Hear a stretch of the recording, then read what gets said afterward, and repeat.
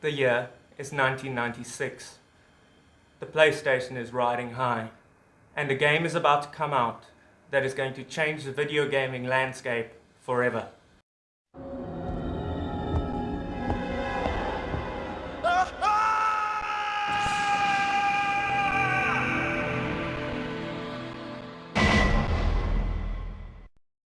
I adored Resident Evil as a kid. I'd wake up before the sun was up, run to my living room, hook up my PlayStation, and scare the shit out of myself for hours on end. It was one of my favorite games of all time. But I, and many fans for that matter, will be the first to admit that story wasn't one of its main selling points. Jill, here's a lockpick. It might be handy if you, the master of unlocking, take it with you. But I always kind of liked that. It struck me as a haunted mansion meets 50s sci-fi kind of thing, with a mad scientist running amok and unleashing his creations on the world. But Resident Evil played a huge part in making zombies cool again in the late 90s, in bringing them back from the dead, if you will. Plus, it sold a shit ton of copies. It's considered one of the best video games of all time. Resident Evil 1 alone has 2 remakes, Resident Evil 2 has a remake, and Resident Evil 3 has a remake that's coming out this week. It also spawned a huge franchise, and every one of those franchises, save for Resident Evil 6, was received pretty well. So extended media was a given. But sadly, when most people think of extended media for Resident Evil, they think of... My name is Alice. And I remember everything. Seriously, fuck those movies. Fuck them to hell. And what the hell was with the editing in the last one? Is that all you got?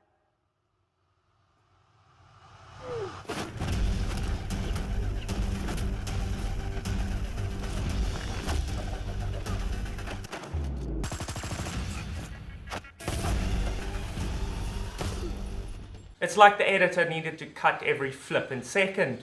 What the heck is wrong with him? But long before Paul W.S. Anderson and Milla Jovovich tried to destroy Resident Evil, doing their best to run it into the ground, we had author S.D. Perry, responsible for a lot of tie-in novels for many universes, including Star Trek, Predator, and Aliens, take the reins of the franchise. Now, as we saw with the Doom books, it can be tricky to adapt a video game into a novel.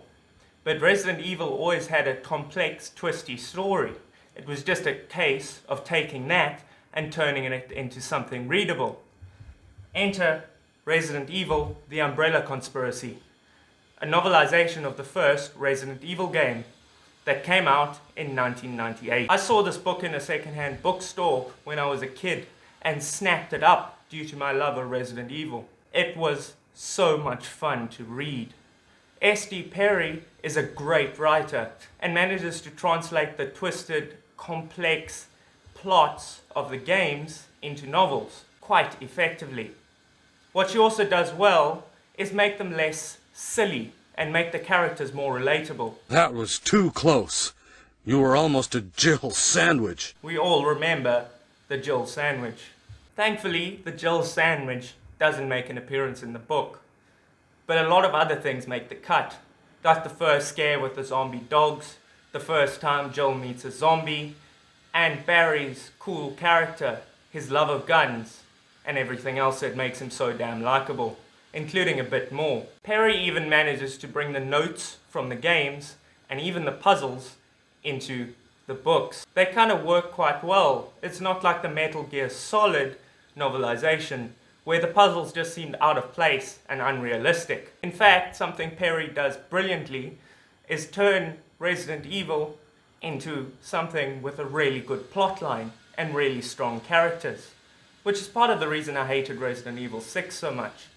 It screwed with the character backstories that had been established, not so much in the games, but in the books themselves. From 1998 to 2004, Perry wrote 5 books based on the original Resident Evil games, including Resident Evil City of the Dead, based on Resident Evil 2, Resident Evil Nemesis, based on the third one, Resident Evil 6 Code Veronica, based on Code Veronica, and a final novel in 2004, based on Resident Evil 0. Perry effectively brings the best thing about the games into the books, which is the atmosphere.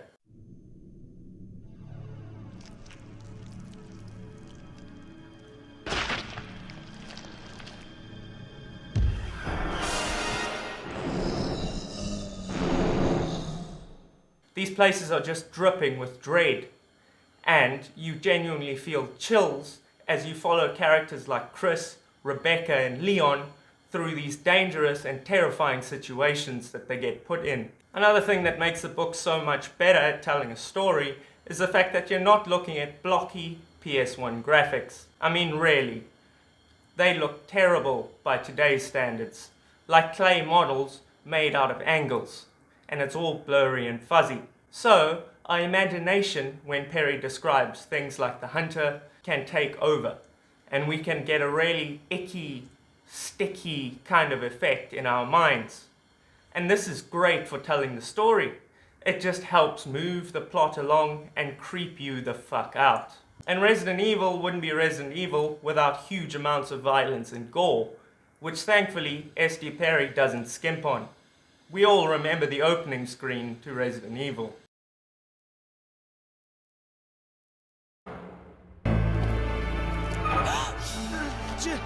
Jill! Brad! We've gotta...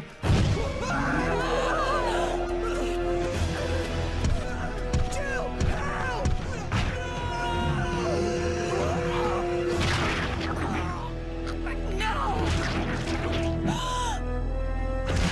Personally, I have a real soft spot for this series. I read it tons as a kid.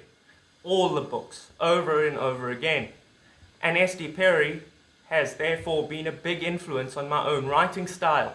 A lot of her flavor has trickled into my work, from how she builds characters to how she builds atmosphere. And that makes me love the books even more. But I would say, check them out. They're great fun and a lot better than the damn Resident Evil movies, because they effectively take all the plots from the games and expand upon them. They make the characters likable.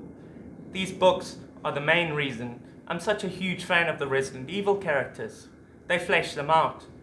They make me care for them. Plus, you get 2 extra stories set in the Resident Evil universe.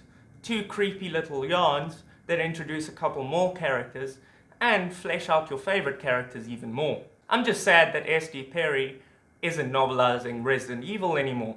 It would have been cool to see her take on Resident Evil 4, Resident Evil 5, maybe not Resident Evil 6.